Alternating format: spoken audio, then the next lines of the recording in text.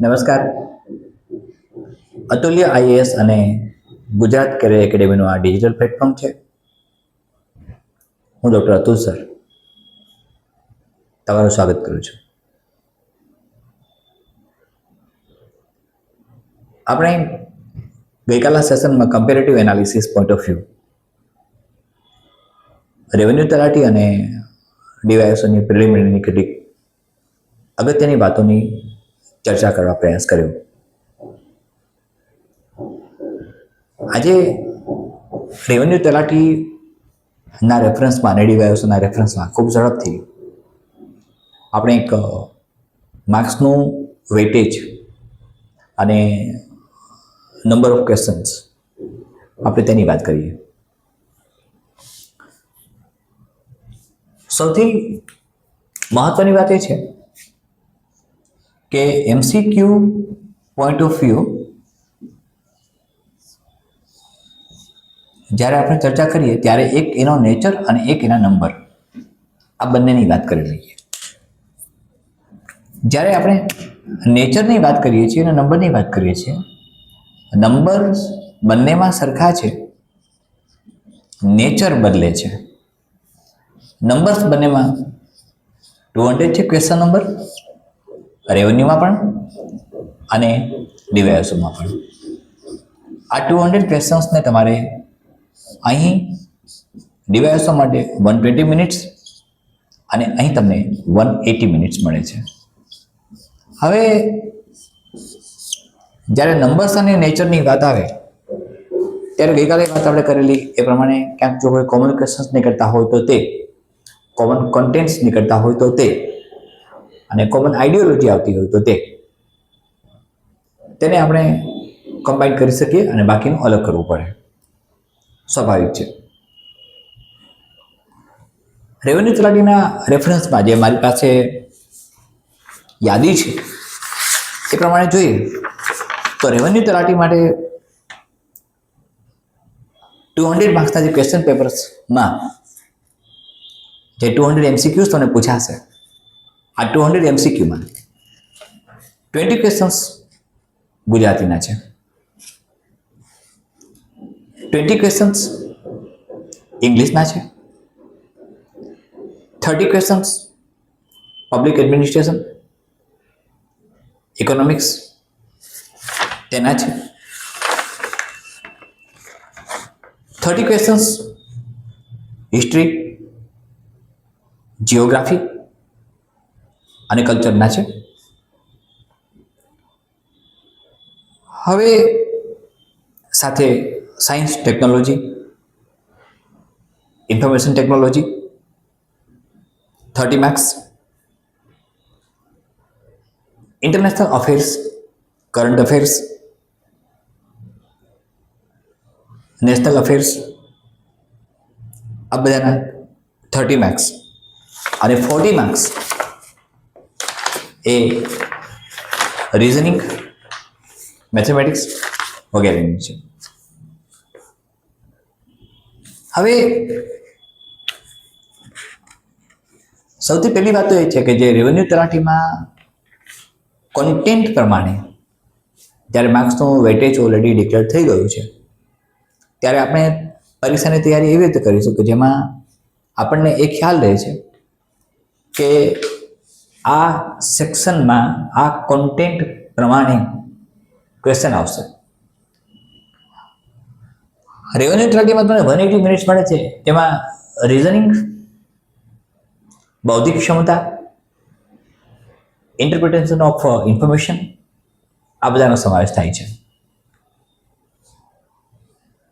આપણે જ્યારે તૈયારી શરૂ કરીએ છીએ ત્યારે એક ચોક્કસ આસ્પેક્ટથી તૈયારી કરીએ છીએ, એક ચોક્કસ ગોલ સાથે, એક ચોક્કસ ઇન્ટેન્ટ સાથે, એક ચોક્કસ પર્પોઝ સાથે તૈયારી કરીએ છીએ.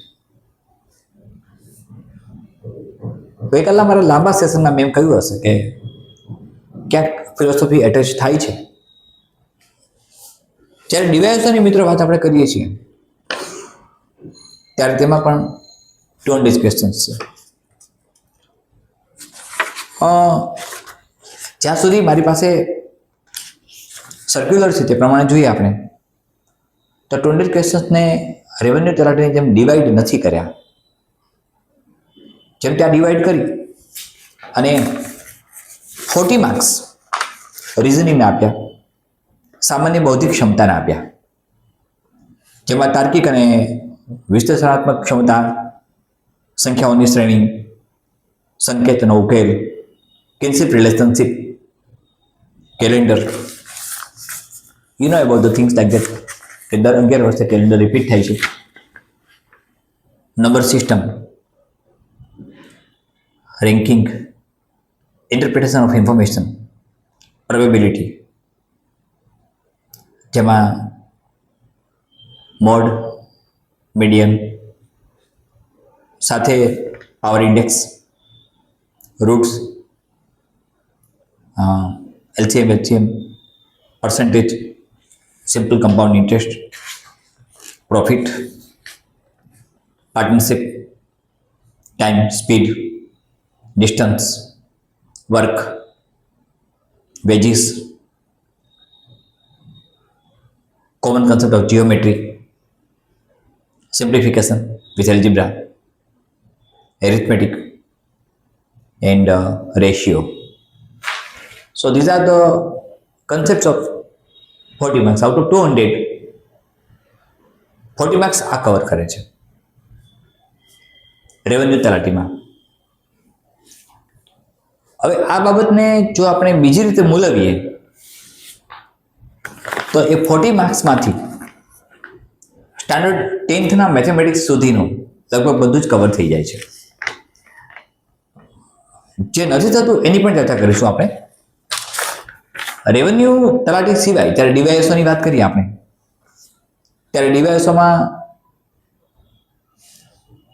હિસ્ટ્રી અને કલ્ચર એના આઈ થિંક સો 14 પોઈન્ટ્સ મારી પાસે છે જે આયોગે ડિક્લેર કર્યા છે તે પ્રમાણે. અને એમાં તમે જે આગળ ભણી ગયા છો અને દરેક કોમ્પિટિટિવ એક્ઝામમાં ભણો છો, ઇવન યુપીએસસી, જીપીએસસી બધા માટે, તેમાં સિંધુ ખીણની સભ્યતા, વૈદિક યુગથી માંડીને ગુજરાતના તીર્થ સ્થાનો અને ટુરિસ્ટ પ્લેસીસ બધા આવી જાય છે. એટલે ઇન શોર્ટ, ટ્રાઇબલ કોમ્યુનિટી, ભક્તિ આંદોલન, ભક્તિ movement, freedom movement, India after independence, Indian culture, Gujarat culture, lifestyle of Gujarat, India, museums, as well as library, literature, Gujarati literature. આ બધું જ ઇતિહાસ અને સંસ્કૃતિમાં કવર થાય છે. રાજ્ય વ્યવસ્થા બંધારણમાં સ્વાભાવિક રીતે જ બંધારણનું અસ્તિત્વ, ઉદ્ભવ, વિકાસ, સિક્વન્સીસ બધા એના, એમેન્ડમેન્ટ તો પછીની વાત છે. After that powers, organisations, particularly constitutional bodies બધી સાથે 3 tier system, local self government, Indian foreign policy, as well as center and state, એના લિસ્ટ બધા. તાર્કિક અને બૌદ્ધિક ક્ષમતાની વાત કરીએ તો how to analyse particular things with the analytical power, with the reasoning power, સમસ્યાનો ઉકેલ, ક્ષમતા, ડિસિઝન પાવર, સામાન્ય બૌદ્ધિક ક્ષમતા, interpretation of information in the form of like chart, graph, tabular form. Then economics, concept of basic economics,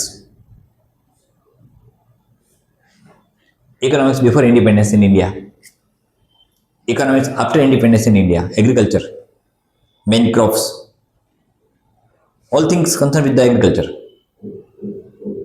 Then industrial policy, औद्योगिक नीति, privatization, liberalization, globalisation, internal structure, population, સાથે distribution system, business and economical and marketing approaches, as well as social changes in Gujarat concerned with education, health. In geography, as yesterday we discussed about it, ચર્ચા કરી હતી પ્રમાણે ભૌગોલિક રચનાઓ, ભૌતિક ભૂગોળ,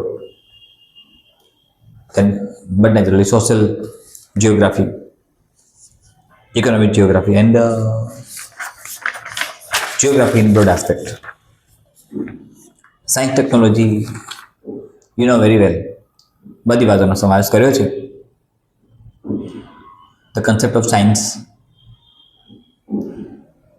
utility of science in daily life, information technology, ISRO, as well as space, energy,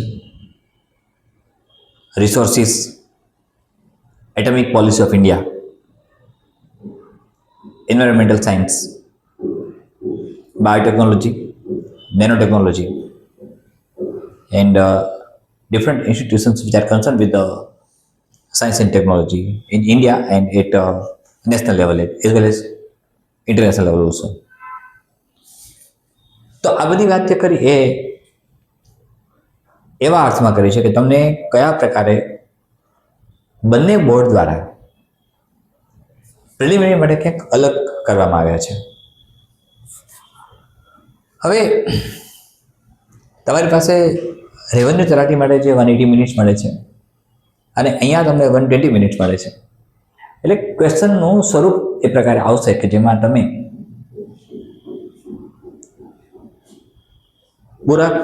પૂરતો ન્યાય આપી શકશો અને પૂર્ણ રીતે જસ્ટિફાય કરી શકશો. મિત્રો, કોઈ પણ કોમ્પિટિટિવ એક્ઝામ હોય એ તમને તમારી સામાન્ય બુદ્ધિની ચકાસણી કરવા માટે સક્ષમ હોય છે અને એવા હેતુથી જ, એવા આશયથી જ એમાં કેટલાક સવાલો પૂછાતા હોય છે. આપણે જ્યારે નેચરની વાત કરીએ, અહીંયા મેં કહ્યું કે એનું સ્વરૂપ, તો નેચરનો અર્થ એવો થાય કે એમાં ઇતિહાસ કેટલો આવે છે, સાંસ્કૃતિક વારસો કેટલો આવે છે, જીઓગ્રાફી કેટલી આવે છે, આ બધું જ્યારે નેચરમાં આવે. અને સાથે જ્યારે નંબર્સની વાત કરીએ ત્યારે નંબર ઓફ ક્વેશ્ચન્સ કેટલા આવે છે એ છે. હવે number of questions already revenue તલાટીમાં આપી દીધા છે કે જે 40 ક્વેશ્ચન્સ તો મેથેમેટિક્સ રિઝનિંગના છે આઉટ ઓફ 200. તો બાકીના તમારી પાસે 160 ક્વેશ્ચન્સ રહે છે અને એ પણ ગુજરાતી, ઇંગ્લિશ અને બધાની યાદી આપી છે. હવે તમે જો મિત્રો સામાન્ય કન્સેપ્ટ પર જાઓ છો અને સામાન્ય બુદ્ધિનો અભ્યાસ કરો છો અને સામાન્ય બુદ્ધિથી વિચારો છો તો તમારા 40 માર્ક્સ લેંગ્વેજના થાય છે અને 30 માર્ક્સ તમારા પોલિટિકલ સાયન્સ અને public administration, economics, so and so. તો એનો અર્થ એવો થયો કે તમારા 70 માર્ક્સ ત્યાં થાય છે અને 40 માર્ક્સ તમારા મેથેમેટિક્સ રીઝનિંગના થાય, એટલે 110 માર્ક્સ તમારા થાય છે. હિસ્ટ્રીના પણ 30 માર્ક્સ તમારી પાસે છે, જે ઓલરેડી લગભગ તમે ભણી ગયા છો. એ પ્રમાણે સિંધુ વેલી civilisation, Indus Valley civilization, you can say like that, Vedic age, Jainism, dynasties of Gujarat, concerned with Maitrak dynasty. I think so will be આપણે ભણ્યા છીએ, સોલંકી વંશ, વાઘેલા વંશ, and 1857 revolt, causes, results, 19th century India, freedom movement, Gandhian philosophy, as well as Mahagujarat Andolan. So with Mahagujarat Andolan, ઇતિહાસ, ભૂગોળ અને સાંસ્કૃતિક વારસો કમ્પ્લીટ થઈ. ભૂગોળમાં તો સામાન્ય સંજોગોમાં જે કન્સેપ્ટ હોય છે એ જ પ્રમાણે તમને પૂછાશે. સાંસ્કૃતિક વારસામાં પણ મેં કહ્યું એમ. પણ સવાલ એ છે કે મેરિટ જ્યારે બનાવવાની વાત આવે છે, એક વાત મારી સામે આવી છે. 1 કે 2 દિવસમાં મિત્રો આપણે અતુલ્ય આઈએએસ તરફથી ડીવાયએસઓ અને તલાટી રેવન્યુના જે માર્ગદર્શક સેશન્સ તમને આપવામાં આવશે પ્રશિક્ષણના, આ બધા જ આપણે પ્રાઇવેટ કરીએ છીએ, એટલે કે યુટ્યુબ પર માત્ર એ જ વિદ્યાર્થીઓ જોઈ શકશે જેઓ ઇન્સ્ટિટ્યૂટમાં રજીસ્ટર થયેલા છે અતુલ્ય આઈએએસ અને ગુજરાત કેડર એકેડમીના બેનર હેઠળ. હા, માર્ગદર્શક સેશન્સ પ્રશિક્ષણ તાલીમ વર્ગ સંપૂર્ણ ફ્રી રહેશે, નિઃશુલ્ક રહેશે. મિત્રો, નિઃશુલ્કનો અર્થ એવો નહીં કહેતા કે મફતમાં મળે છે એટલે આપણે ચલાવીએ છીએ. કદાચ એક મનમાં તમને કન્સેપ્ટ આવતો હોય કે મફતનું સસ્તું હોય, મફતની ગુણવત્તા ન હોય, મફતનું કેવું હોય, તો એ મનમાંથી કાઢી નાખજો. આ એક ઉમદા આશયથી શરૂ કરેલી આપણી એક મૂવમેન્ટ છે, જે એકેડેમિક મૂવમેન્ટ છે. આવડી મોટી એકેડેમિક ઇન્ડસ્ટ્રી, એજ્યુકેશન ઇન્ડસ્ટ્રી કે જે માટે બધી એકેડેમી ચાલે છે, જે પ્રોફેશનલ છે, વ્યાવસાયિક ધોરણે ચાલે છે, એવા સ્વાભાવિક છે કે વ્યવસાયને પ્રોફિટને પણ સેન્ટરમાં રાખવામાં આવે. હવે આપણે જ્યારે ફ્રી એજ્યુકેશન આપીએ છીએ ત્યારે અમને એવો વિચાર આવ્યો, સ્વાભાવિક છે કે જો સ્ટુડન્ટ્સ તેનું ઇન્ટરપ્રિટેશન અલગ કરતા હોય કે મફત મળે છે. મિત્રો, ખૂબ હેક્ટિક શેડ્યુલ વચ્ચે તમને આ સેશન્સ આપવાનો પ્રયત્ન હું કરું છું, કારણ કે એકદમ હેક્ટિક શેડ્યુલ વચ્ચે હું જીવું છું. મારી 8 થી 10 કલાક યુપીએસસીમાં જતી રહે છે અને જીપીએસસી મેન્ટરશીપ સ્ટાર્ટ કરી છે તો એ ઘણો સમય એમાં જતો રહેશે.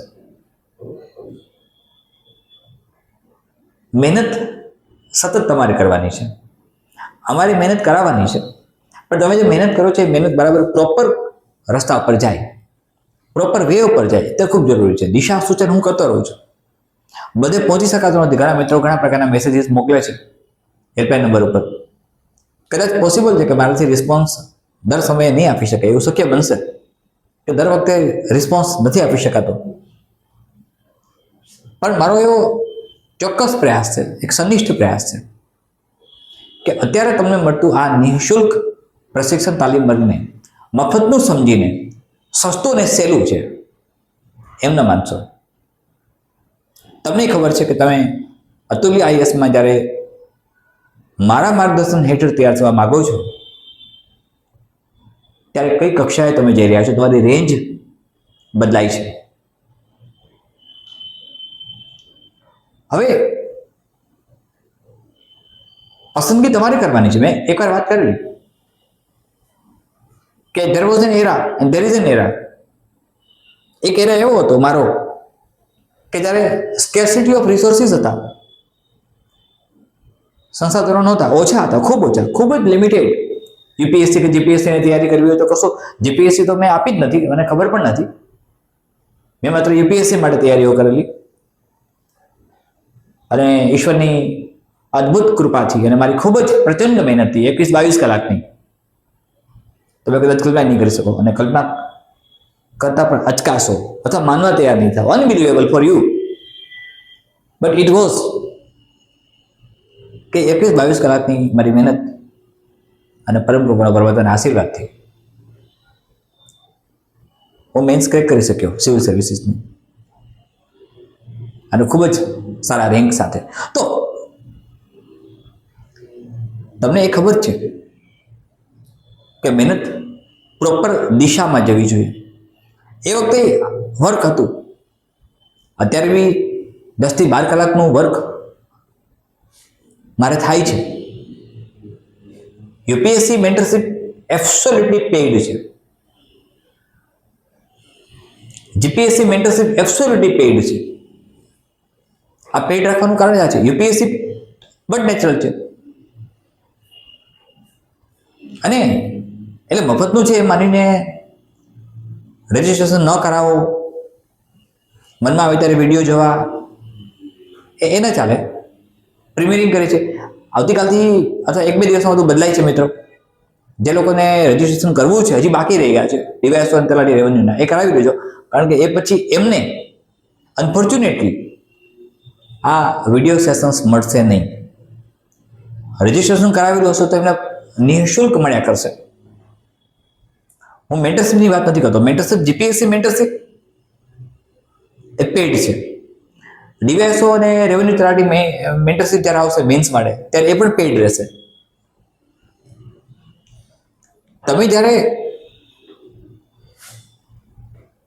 કોઈ વસ્તુની વેલ્યુ કરો છો ત્યારે એ વસ્તુની વેલ્યુને સમજો. તમે વેલ્યુ કરી પણ એ વેલ્યુ કરેલી વસ્તુને સમજો.